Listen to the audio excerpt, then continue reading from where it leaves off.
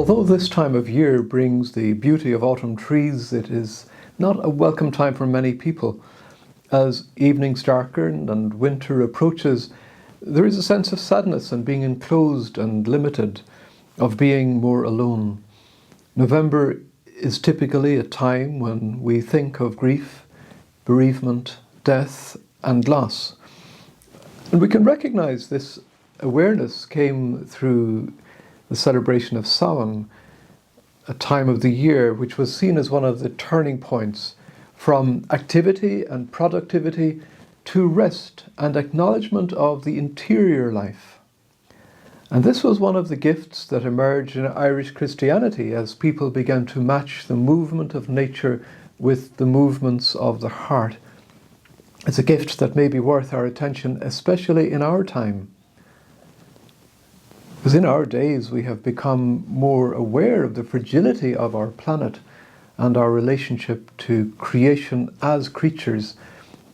We don't just live on the earth, we are creatures in creation, sharing its beauty, its fragility, its possibility, and its uncertainty. Every November invites us to consider our own mortality and to appreciate our relationship to the departed. And when we are among the recently bereaved, it has a particular meaning. At other times, we may find ourselves a little more sure of where we are and able to acknowledge our bereavement, to pray for our dead, and to look forward with hope. But this November finds us in a very different situation.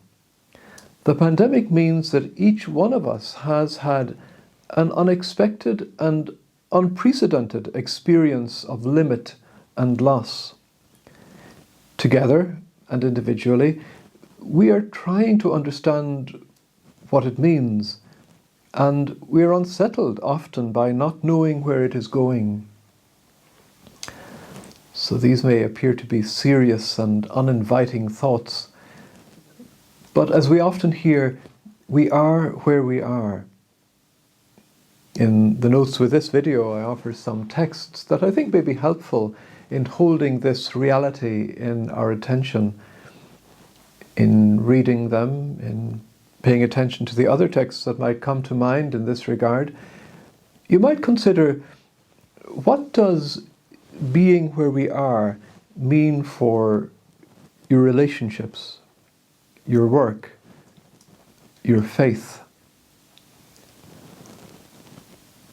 How does naming where you are affect your life? How does the gospel speak to you in this moment? And what is God offering to you now? The invitation then, if these questions seem helpful to you, is to join in a Zoom conversation, which will be an opportunity to reflect, to consider, to see how we might pray as we live with less this November. This time of restriction and uncertainty may bring these themes more to attention than usual. Go gudi diashing, agus gomani idagui iadata ema roing, takana hamasha, Ganaria.